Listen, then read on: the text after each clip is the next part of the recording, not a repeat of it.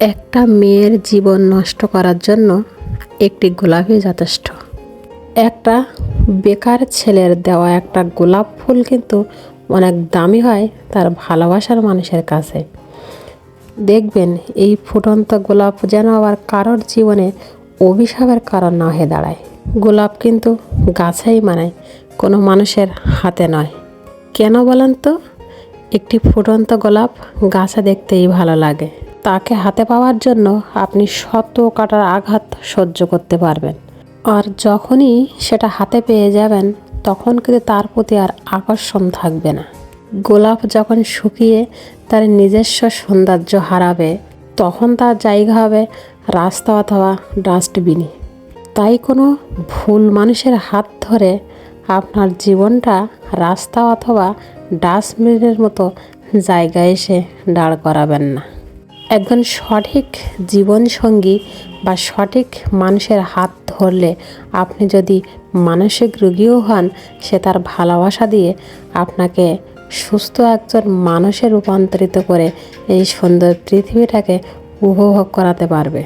আর একজন ভুল মানুষের হাত ধরলে আপনাকে ভালো মানুষ থেকে মানসিক রোগীতে রূপান্তরিত করে এই সুন্দর পৃথিবীর আলো বাতাস বিষাদ করে পাগল বানিয়ে পাগলা গাড়াতে পাঠাতে সাহায্য করবে।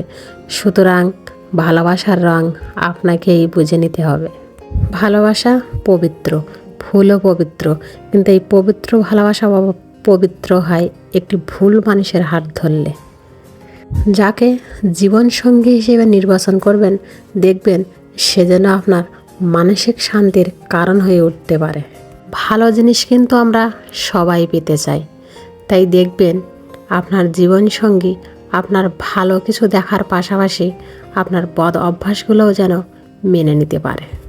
কারণ মানুষ যাকে ভালোবাসে তার কোনো দোষ গুণ রূপ দেখে ভালোবাসে না। পৃথিবীতে আমরা কোনো মানুষই কিন্তু সর্বগুণের অধিকারী নই।